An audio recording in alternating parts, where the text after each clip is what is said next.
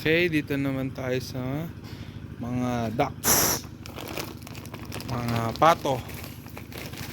Yan. At ito ang kanilang pakain. Mga tinanim naming mais. Pa tayo ng lagayan. Ito, paubos na ang ating lagayan ng feeds, ang ating chopper, at ang ating 1 week old na silage. Paano kaya natin mapapakain yan? Hindi naka grow out pen na sila. Yan. Lagyan natin ng mais. Takal natin.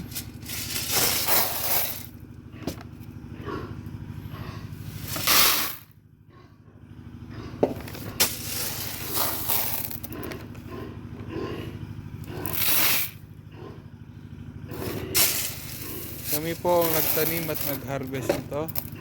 Kami na rin nagtanggal sa kanyang cubs ba ang tawag doon? Yan. Sara muna natin tong gate. Baka pumasok ang mga manok. Hirap palabasin.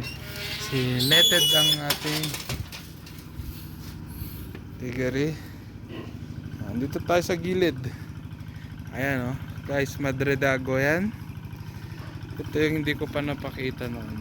Dito ako kumukuha ng pang merienda ng native pigs natin. Nagtitrim ako dyan para may daanan. Side, top, side. Dito sa baba.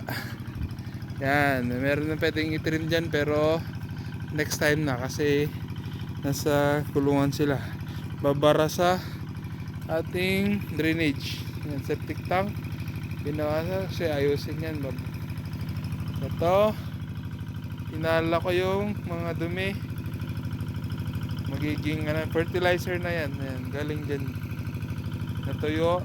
Ayan. Ito, saging. Hindi ko alam bakit nagkaganyan. Gabi. Ayan. Pang natin ulit yan. Binugbog sa pagkain ng baboy. Lulutuin. Saging. Saging na may bunga yan. Oh. Ayan. Pagka na-harvest yan, magiging fermented banana trunk yan. Ayan. Yun. Saging. Ayan yung man-made lake, guys. Ang tawag namin dyan is pangilan. Yung tawag niya. Ayan. Ayan o. Okay. Na tayo sa mga ducks. Ayan.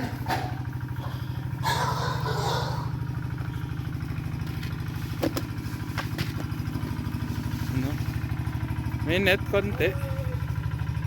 Hindi lahat. Ayan.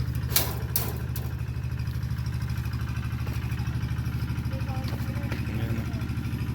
Itlogan nila. May naging itlog pa.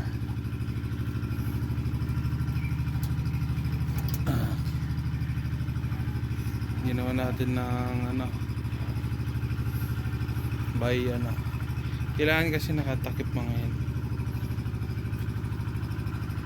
Ayan o. Mga pato. Yung mga pato doon. Ito yung lalagyan ng kainan.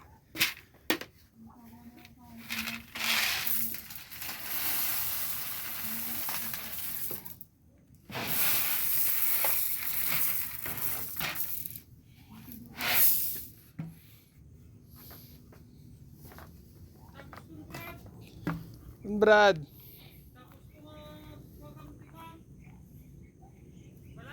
Wen? Mana?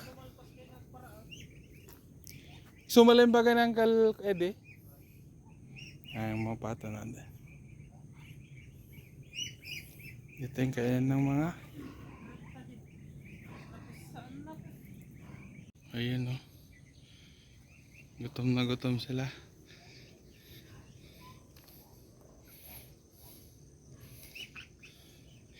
Pumunta agad sa maisan.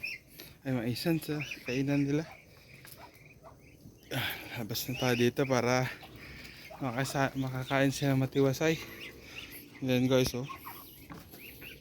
Uy, may daanan din pala doon. Harangan natin. Yan.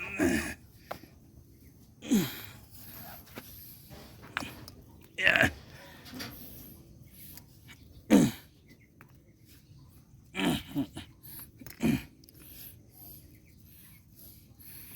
Para hindi makalabas tong mga malilit na pato.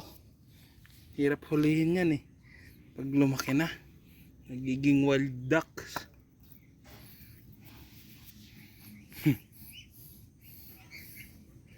Okay, gusto na tayong umikot, pakain.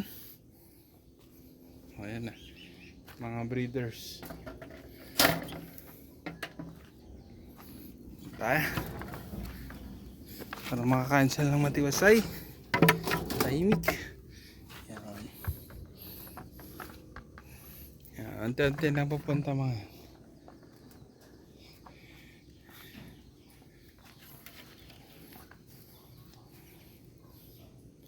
Guys, so netted lot yan kasi ang pato lumilipad-lipad.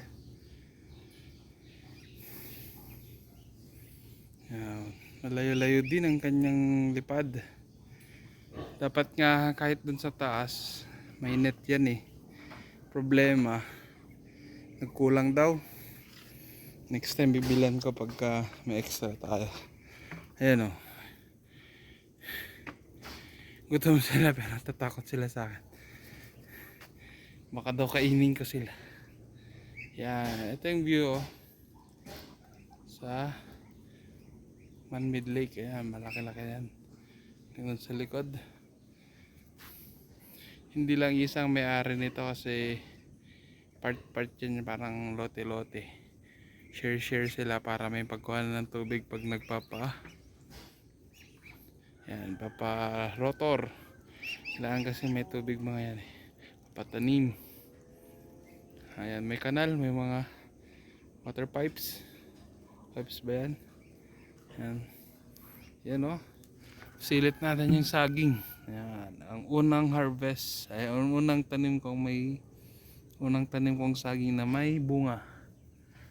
Pangalawa yun, tumba dun, tinumba ng bagyo.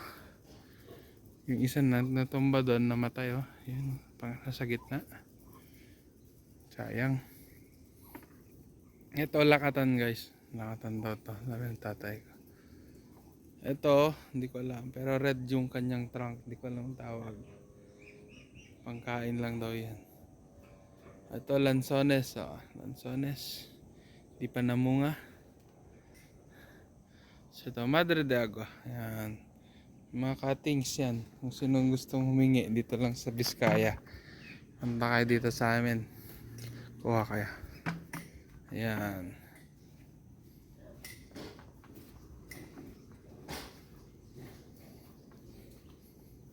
Ito ang Madre de Agua. Ayan, gustong gusto nila yan. Ito naman yung pinaglagyan natin ng native pigs. Ayan, ganyan lang magtanim oh. Tusok-tusok ko lang. Dapat medyo matubig. Ayan. Ayan. Tapos direct sunlight sila. Kailangan laging basa yung soil. Ayan. Ito yung pinaglagyan ng ating tawag doon, fermented banana trunk, no? Pero stop muna tayo kasi gagawin nating grower after 1 month.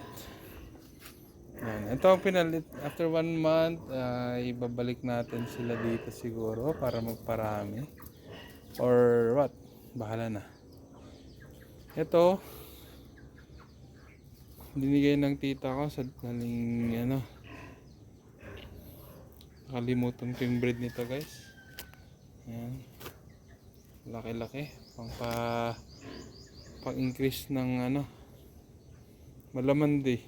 Pang-increase ng laman ng ating native pigs daw. Okay. That's it.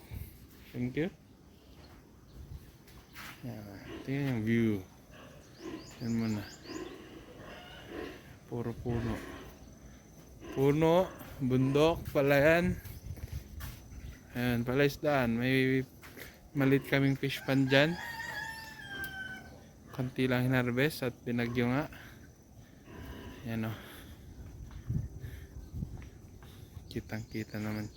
Puro palayan yan. Ayan. Yung green na yan, kapapatanim lang nila. Ayan. Puro banana. Bananas. Halos magkakahit mga yan kasi sabay-sabay tinumba ng bagyo yung mga una kong tinanim. Ayan yung mga sumul, parang ano, umalit. Ito gabi. Tapos tanim ng tatay ko to. Ito ay nganga, betel nut. Tapos kung kita nyo may spiky doon, yan, pineapple yan. Kaling Bacolod daw ang ano yan. Tapos banana ulit din sa likod. Oh, namamatay na to ah. Mamatay na to isang banana. Pero don't worry guys, pag namamatay yan, may tutubo pa rin dyan. Ayan o. Malaki-laki na itong unang mga tinanim ko na ano. Ano to? Deep pig. Ito yung mga tinatanim pang banana Q. Malaki-laking puno to. Matagal-tagal pa bago mapakinabangan. Isang taon. Hindi ko alam kung mabubuhay pa ito na isang taon. Tapos after harvest, syempre fermented banana trunk ang punta niyan. Ayan, mangga. Ang ating coconut tree pa namamatay na. Dati may rabbit ako dito guys. Rabbit dito ang part.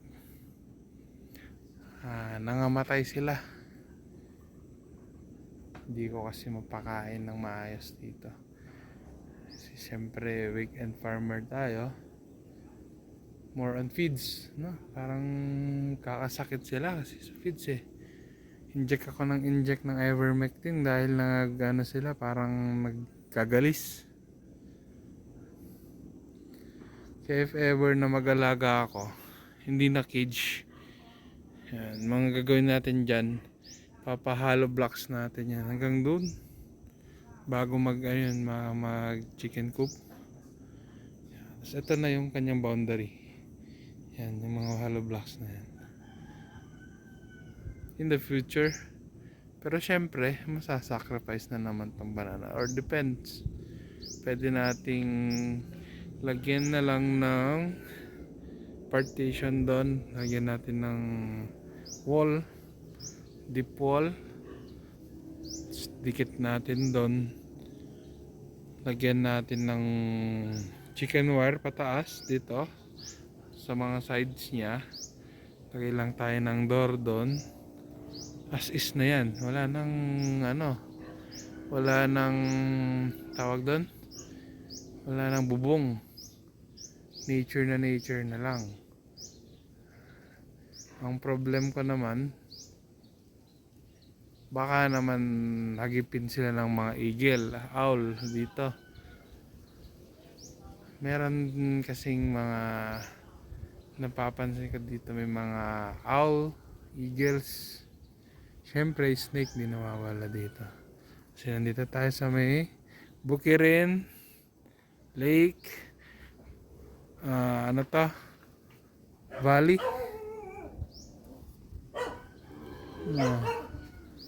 Ayan.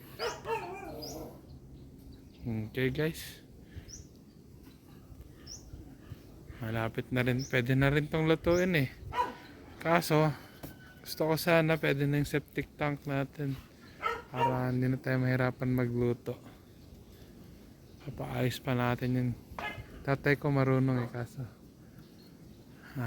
daming trabaho pa. Okay, thank you guys.